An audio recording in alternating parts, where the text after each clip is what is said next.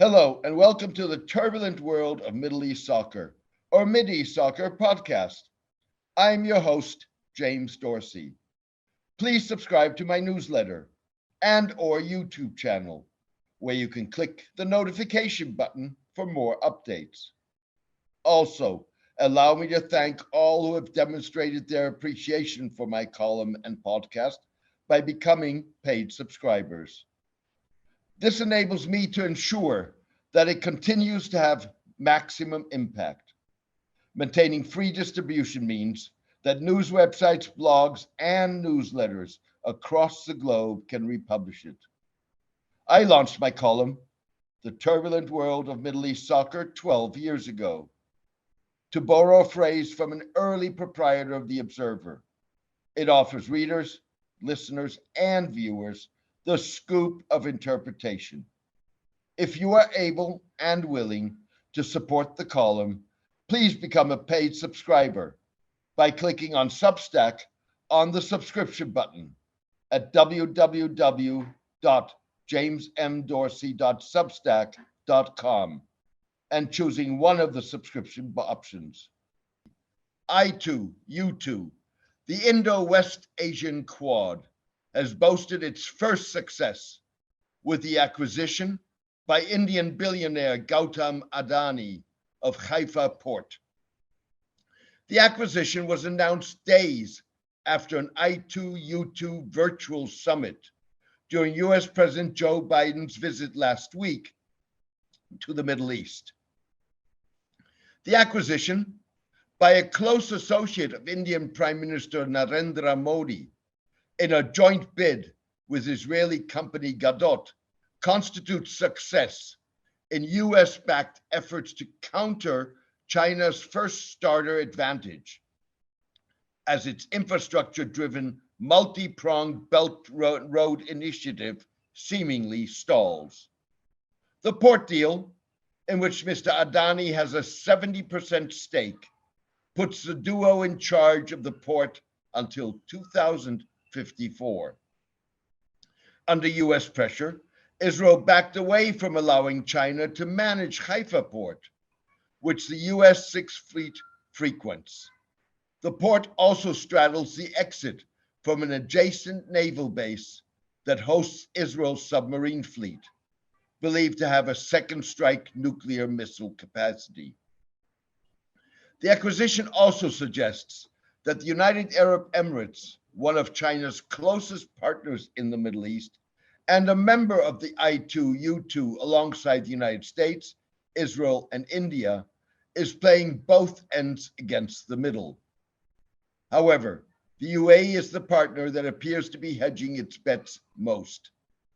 Gulf states want to see more binding defense arrangements than Mr. Biden's verbal reiteration that the United States remains committed to Gulf security.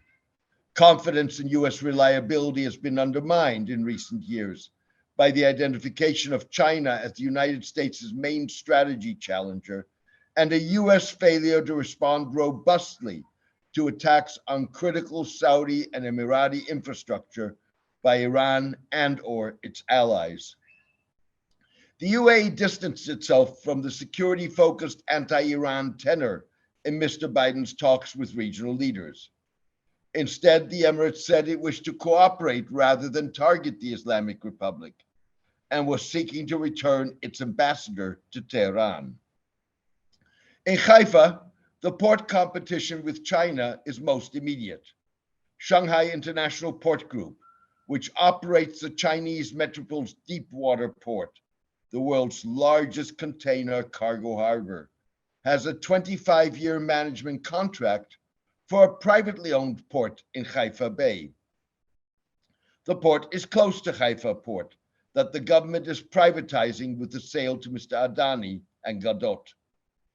In playing both sides against the middle, the UAE reflects a strengthened regional desire to hedge bets on the back of Mr. Biden's failure to convince the United States' allies that Washington would be a reliable security partner in the future.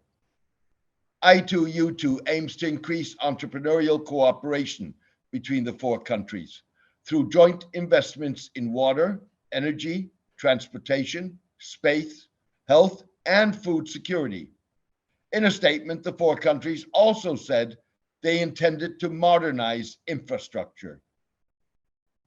The acquisition of Haifa port fits the mold of the Quad and an Indian Middle East policy that, in the words of analyst Raja Mohan, is imbued with greater realism, discards inherited ideological inertia, avoids the temptation of seeing the Middle East through a religious lens, and strives hard to realize the full possibilities awaiting India in the region.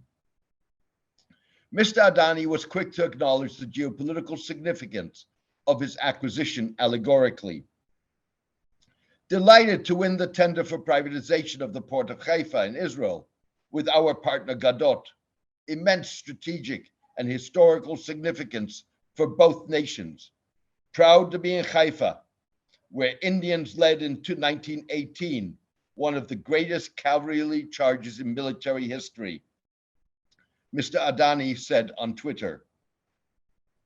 The billionaire was referring to the capture of Haifa by the 15th Imperial Service Cavalry Brigade, made up of troops supplied by Indian princely states in the waning days of World War I, as Allied forces pushed back the Ottomans in Palestine and the Sinai.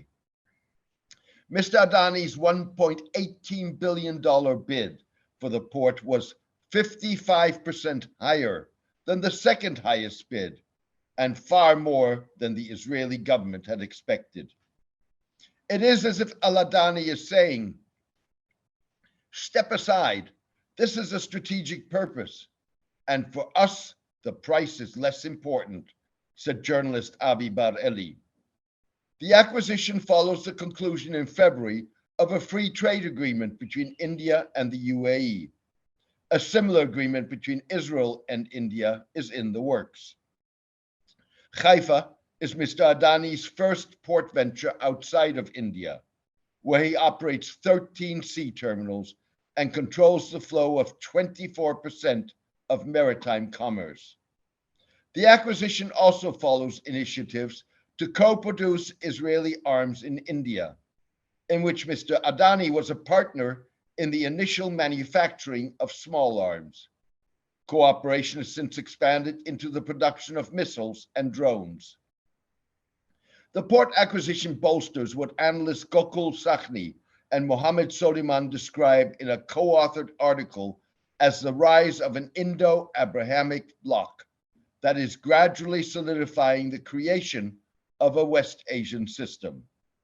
The analysts argue that the bloc establishes a balance of power against the region's dynamic independent powers, Iran and Turkey, and stabilizes the region in an era of great power competition.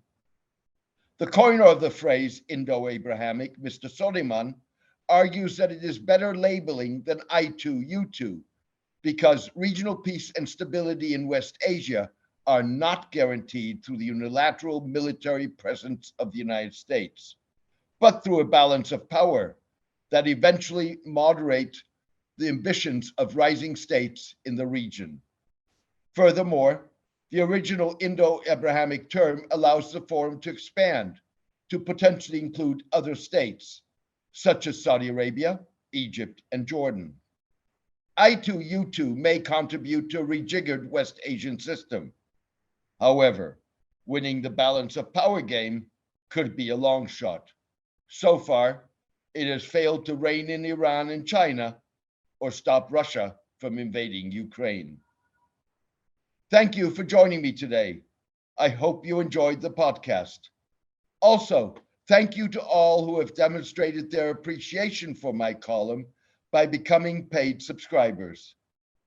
This allows me to ensure that it continues to have maximum impact. Maintaining free distribution means that news websites, blogs, and newsletters across the globe can republish it. I launched my column, The Turbulent World of Middle East Soccer, 12 years ago. To borrow a phrase from an early proprietor of The Observer, it offers readers, listeners, and viewers the scoop of interpretation. If you are able and willing to support the column, please become a paid subscriber by clicking on Substack on the subscription button at www.jamesmdorsey.substack.com and choosing one of the subscription options. Please join me for my next podcast in the coming days. Thank you. Take care and best wishes.